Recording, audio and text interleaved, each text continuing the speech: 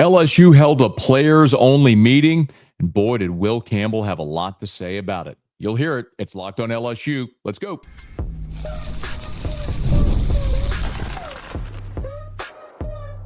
You are Locked on LSU, your daily podcast on the LSU Tigers.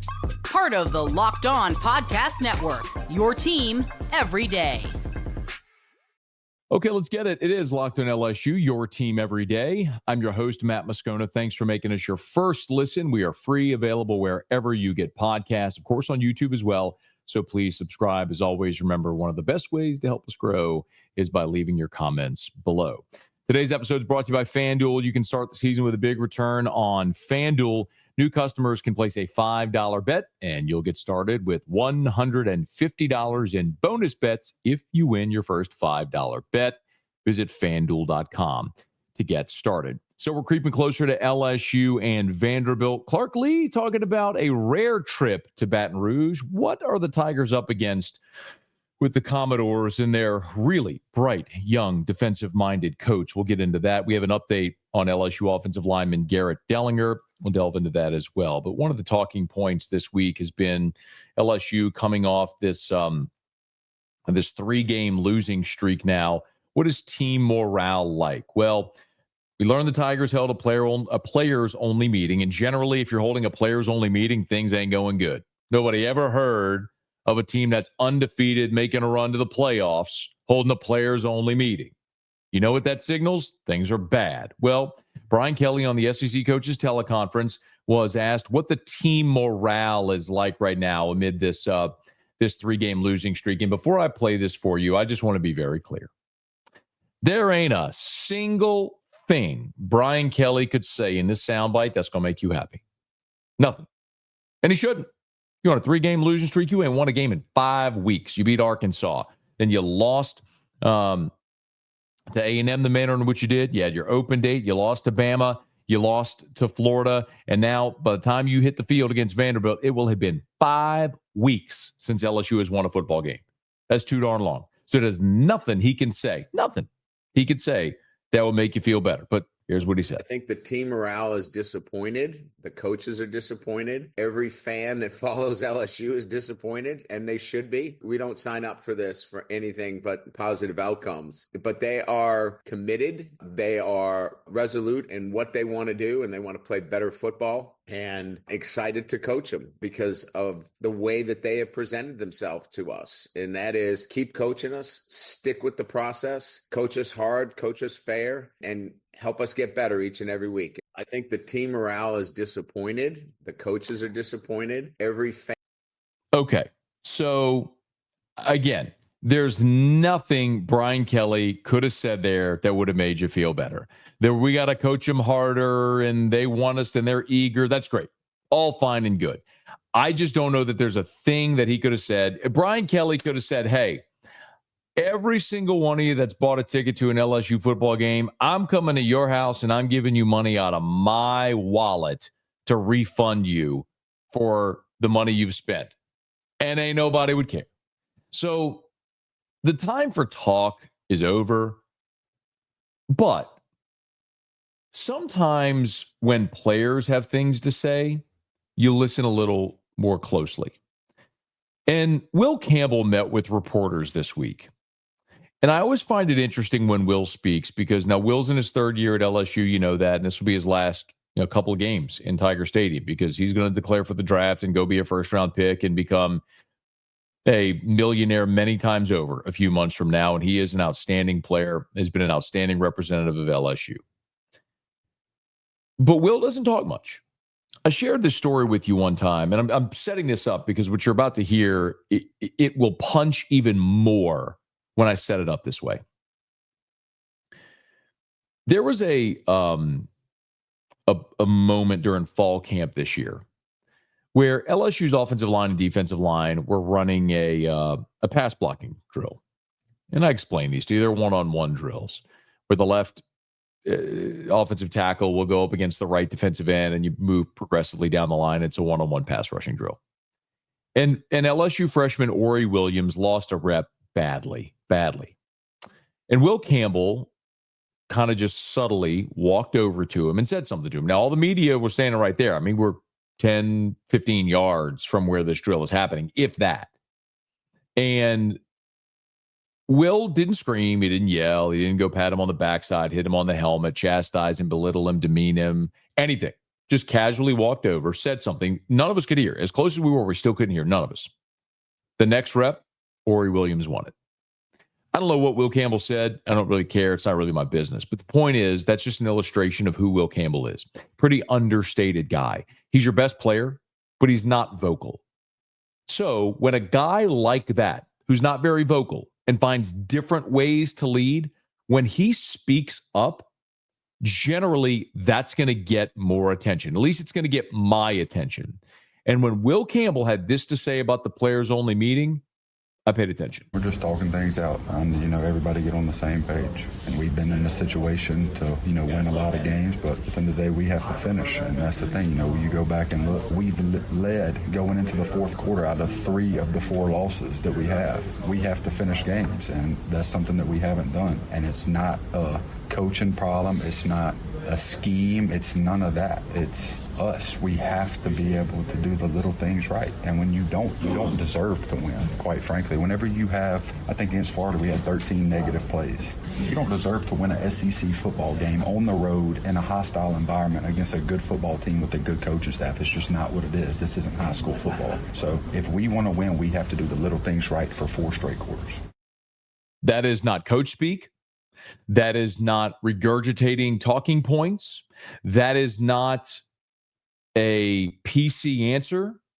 That is someone telling you exactly, that is the best player on your team telling you exactly how he feels. Not scheme, not coaching, not anything other than us not doing the little things right. And he's right. We've gone over it. How many scoring opportunities did you have on Saturday? You scored a touchdown on a slant to C.J. Daniels, got taken off the board by a careless penalty. You're driving for the tying score in the fourth quarter. You got first down and 10 at their 21-yard line. Boom, false start. You're back behind the sticks. You end up kicking a field goal. Happened time and again. You ran 92 plays. You put up 400 yards offense, scored 16 points. Couldn't get out of your own way. And Will Campbell acknowledged it right there. It sounds like a guy that's pretty ticked off. And by the way, he went on even further about how disappointed he is right now. Outside the building, well, at the end of the day, if you don't win a championship here, it's a failure. And I agree with that. But we still have a lot to play for. 6-6 is a lot worse than 8-4. So we have to go win 2 more games. And, everybody else can doubt us, all that. But we know what we have to do to finish this year on the right way and get into a good bowl game and do what we have to do. And that's really the bottom line. The other thing that's most telling right there? There you have a guy saying we have a lot to play for to get to 8-4, get to a good bowl game, and to play better and win these next 2 football games. Keep in mind, and I want to speak to the cynical fan, and that may be you, maybe that's not. But if it is you, you need to hear it. If it's not you, someone who needs to hear this. How many times when you have conversations about this day and age, players these days, this NIL culture, all that sort of stuff. Will Campbell is the highest paid player on LSU's team. He should be, by the way. He's the best player on the team. He's the highest paid player on the team. In this day and age of opt-outs and transfer portal and NIL and guys leaving, there you have an example of a young guy who sounds supremely mature, but also is talking about a lot to play for to get to 8-4. Talking about playing in a good bowl game. I don't know if he will. We'll see if he plays in the bowl game. If he opts out, I don't know. But there you have a guy that isn't talking about NIL, about the transfer portal, about what's next, about me. And I would submit to you that the overwhelming majority of college football players are just like Will Campbell.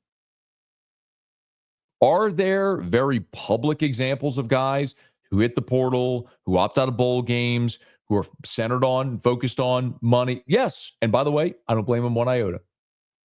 Everybody's situation is different.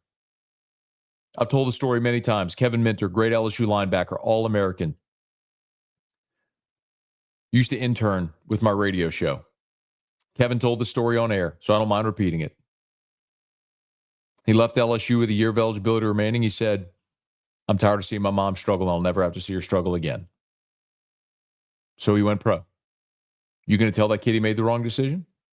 Everybody's going to make their own decision based on whatever is best for them, and I'm not going to criticize him for it at all. But what I will say is there's a lot more guys like Will Campbell who desperately care about the program, who want to win every game they play, who want to represent LSU in the state of Louisiana. And I know that because I talked to these guys. And I've spent my career doing this. It's easy to sit in section 618 in the stadium and assume that everybody's only after money and the highest NIL bid. And some are, and that's okay if they are.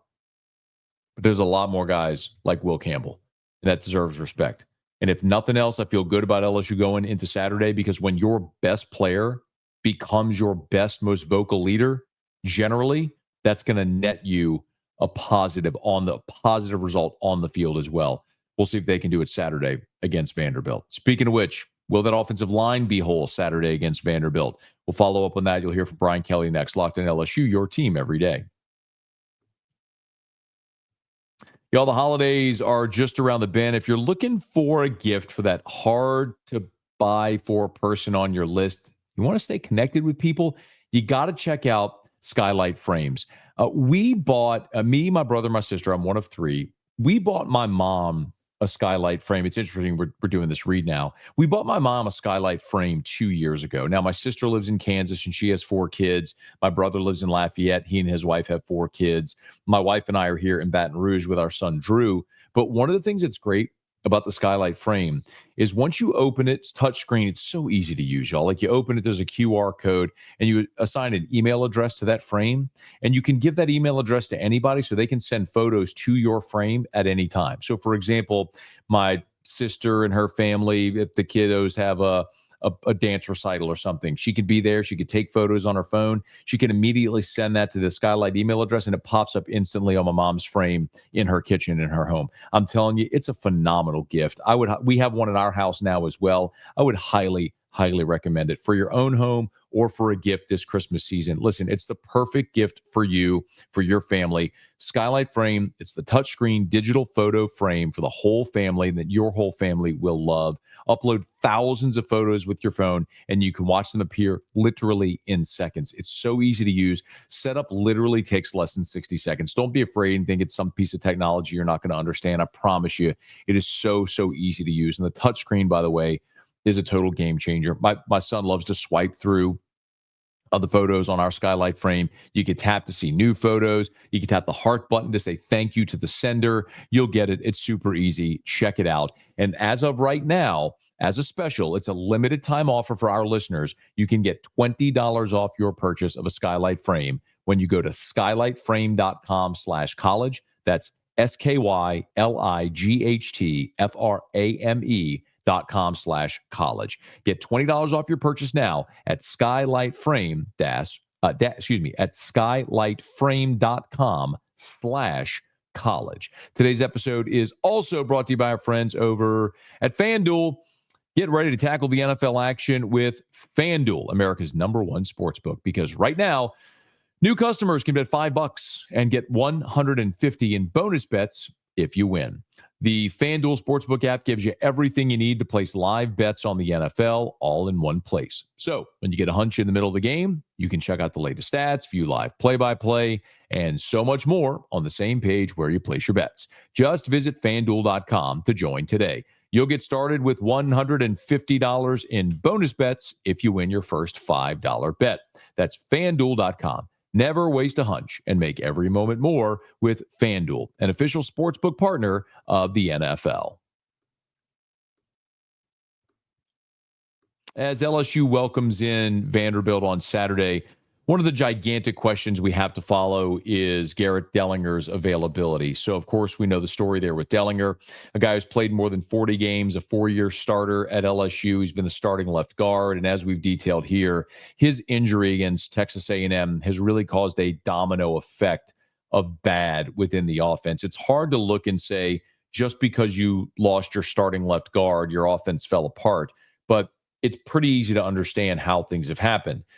Not only was Dellinger your highest graded offensive lineman on PFF, but lining up next to Will Campbell, it made the left side of your line your better side of the line. You were a left-handed running team behind those two guys.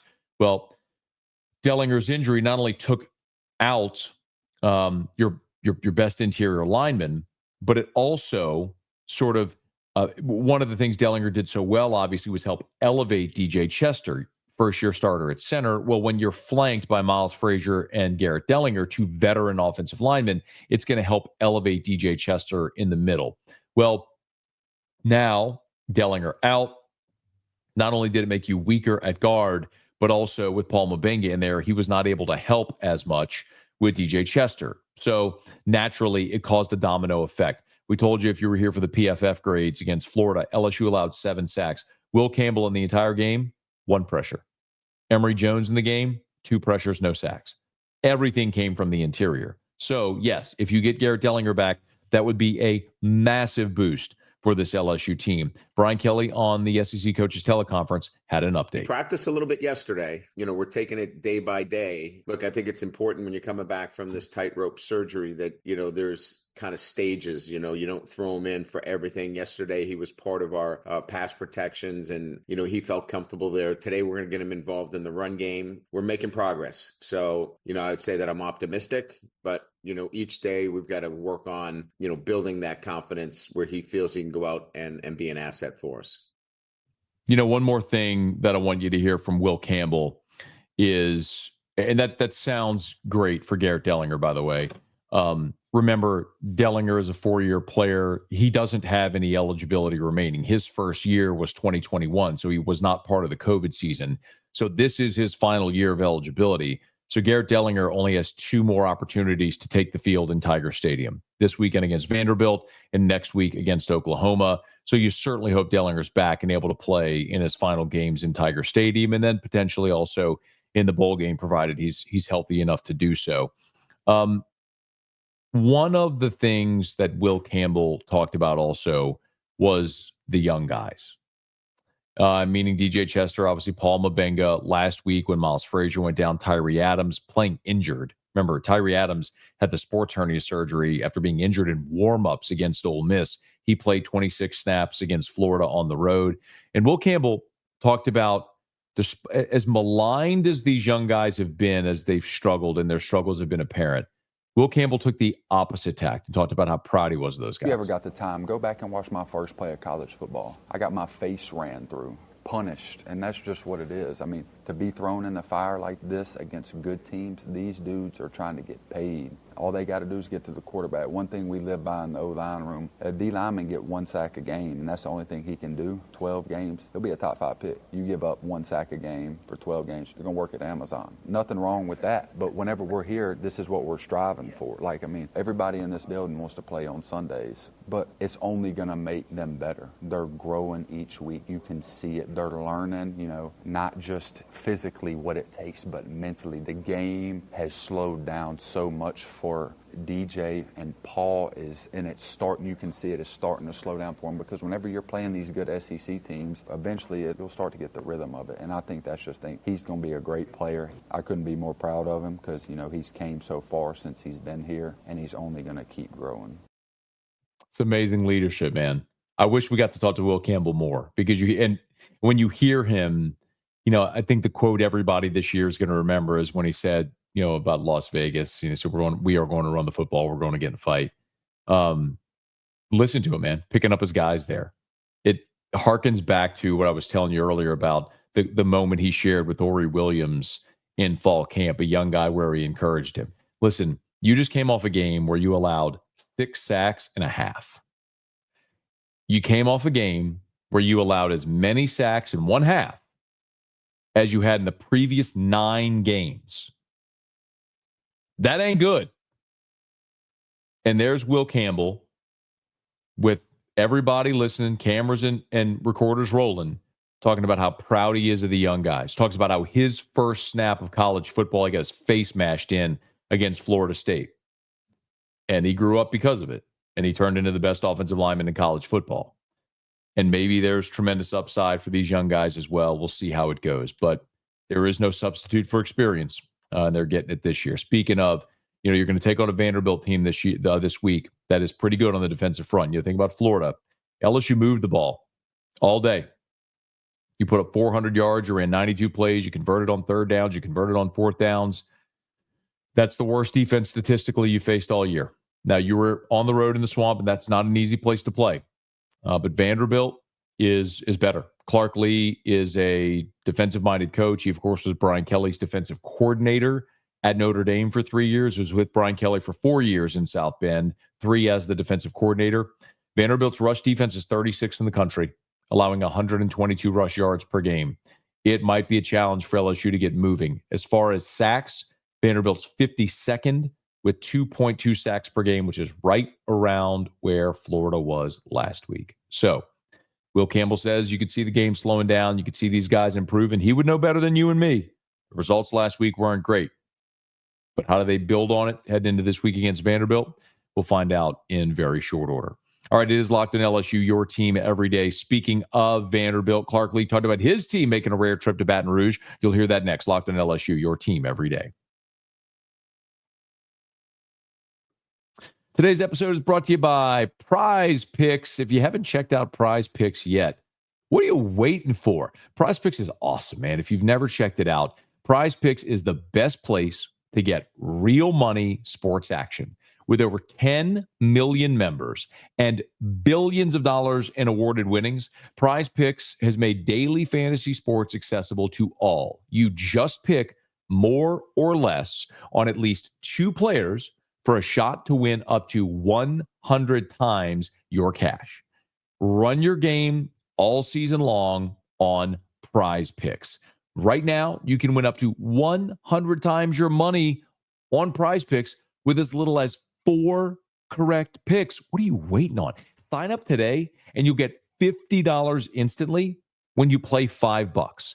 You don't even need to win to receive the $50 bonus. It's guaranteed. So you think Justin Jefferson will get more than 83.5 yards next week? Will Lamar Jackson pass more than 1.5 touchdowns? Cook up hot takes with your friends. You can win real money this football season. I'll tell you another thing that I love, even when I forget, Prize Picks will send me a notification on my phone every day as a reminder to make my picks. It's that easy. Check it out. It's Prize Picks. Download the app today and use the code LOCKEDONCollege, one word altogether, to get $50 instantly after you play your first $5 lineup. Download the app today. Use the code LOCKEDONCollege to get $50 instantly after you play your first $5 lineup. Prize Picks, run your game.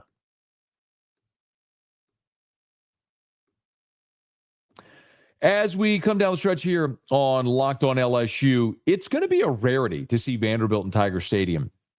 Fun story, at least for me. I don't know that you would actually care, but the last time LSU and Vanderbilt played in Tiger Stadium was 2009. My now wife and I started dating in August of 2009.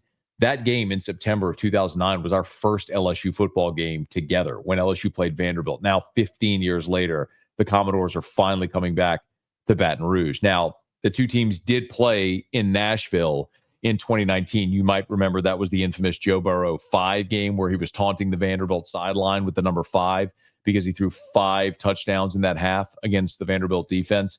Well, a year later, Vanderbilt was supposed to come back to Tiger Stadium, but that was the COVID year, and the SEC had a completely different 10-game schedule, and so LSU went back to Nashville in 2020, and Vanderbilt still hasn't been back to Baton Rouge. So this will be the first time in 15 years that Vanderbilt will be coming to Baton Rouge, and Clark Lea talked about it. Anyone who's ever ran out on a field anywhere in college football and experienced that many people paying attention to what you're doing, I mean, it's a truly, I don't know, it's a unique experience. Now, success in those environments are how you do the best you can to eliminate the distraction of it. You know, we're not playing against the crowd, we're playing against a really good LSU team, and so our focus needs to be on neutralizing the things they do well through our strategy, and for us, playing to our best. And if you do that, if you play to your identity, a lot of times you can cut through the environment. If you don't, the environment becomes a factor, and it can absolutely impact the flow of the game and the momentum.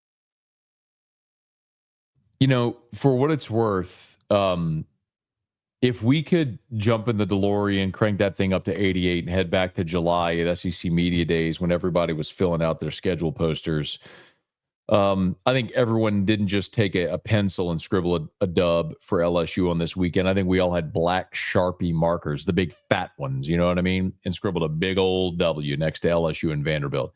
I don't know that it feels quite that cut and dried anymore. You look at the season Vanderbilt's had. They started off with a win against Virginia Tech. I watched that game from the sports book in Las Vegas the day before LSU played Southern Cal. 34-27. Vanderbilt, you thought they were going to choke it away late, but ultimately they made the plays to win it. They blew out Alcorn 55-0. They had a disappointing loss at Georgia State 36-32, where they were leading in the fourth quarter. They blew a fourth quarter lead at Georgia State. And then they played Missouri, where they lost 30-27, and their kicker had a chance for a walk-off field goal to win it and hooked it. A short field goal inside of 30 yards maybe, missed it. They came back and beat Vanderbilt, as we know. They won at Kentucky. They beat Ball State. And at this point, people were looking at Vanderbilt going, man, you're 5-2. People were becoming sort of believers in Vanderbilt at this point. And they played Texas in Nashville. And that was a game where Texas kept them at arm's length, but Vanderbilt scored late, and then Texas had to survive an onside kick, and Vandy won at Texas won at 27-24. And maybe that was the point where a lot of people had jumped off the Vanderbilt bandwagon, and they went to Auburn. And they put Auburn in a chokehold, beat them 17-7 to get the bowl eligibility. Now, I'll tell you, when I look at this LSU Vanderbilt line, it's a stinky line. And it was the same thing when Vanderbilt hosted South Carolina, because South Carolina went to Vanderbilt about a touchdown favorite. And I said, man, I've made a lot of money betting Vanderbilt this year because people just don't seem to get that they're good. They keep looking at the logo, the name. This is a good Vanderbilt team. And the fact that Vanderbilt was getting a touchdown at home, I was like, that is a sucker bet. It's a stinky line, but I'm going to take it because I believe in Vanderbilt. And South Carolina went to Nashville and pummeled Vanderbilt 28-7. You look at this week's line, and a lot of people are thinking the same thing. It opened LSU -9, went to 8, down to 7.5 at the time that we're recording this. And a lot of people are looking, going, LSU's lost 3 in a row. Vandy's a pretty good team. They beat Alabama. They played Texas close. LSU can't stop the run, can't stop a running quarterback. Why in the world is LSU laying 7.5 right now? Give me all them points with Vanderbilt. That's what a lot of people are saying right now. But that is a stinky line if I've ever seen one. And typically when Vegas puts out a line like that and it looks stinky, chances are it is, and they know something that you don't know. I'll give you a non-LSU example so you can kind of understand what I mean. Texas A&M's playing Auburn. Auburn's terrible. A&M's only a 2.5-point favorite against Auburn. You look at that and go, what in the world did they know? Lay those 2.5 and take A&M.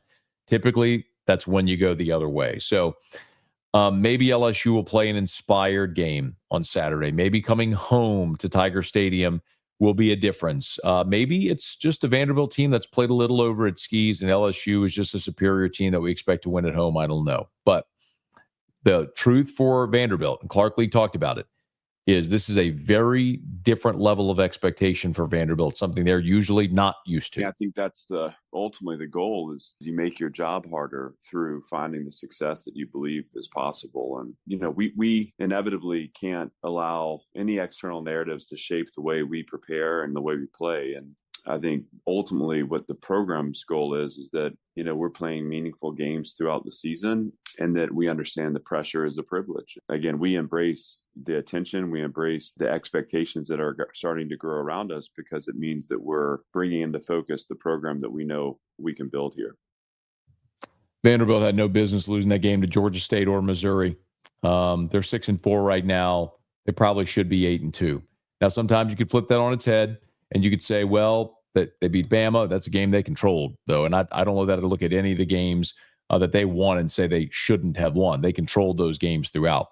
But for Vanderbilt, and this isn't about Vanderbilt, but they got to go to Baton Rouge, then they finish at home against Tennessee, and that's a series where they played well of late. But, you could look at that and say, man, potentially a 3-game losing streak for Vanderbilt here down the stretch, and they might finish 6-6, which would still dramatically outpace what the expectations were. And the fact that we're even talking about how competitive this game might be Saturday in Tiger Stadium tells you what a job Clark Lea has done. It'll be interesting to see if there is an advantage with Kelly and Lee both knowing each other so well, having worked together. But we'll see that Saturday night in Tiger Stadium, LSU and Vanderbilt. Hey, thanks so much for being here. Thanks for making us your first listen every single day. Now, for your second listen, go check out Locked On SEC. You can find Locked On SEC on YouTube or wherever you listen to podcasts. If you are listening on podcast, please subscribe on your favorite podcast app. Rate us, leave a review. If you're on YouTube, smash that like button, subscribe to the channel, hit the bell so you're notified whenever we post a new video. And let a friend know if they love the Tigers. We got you here every single day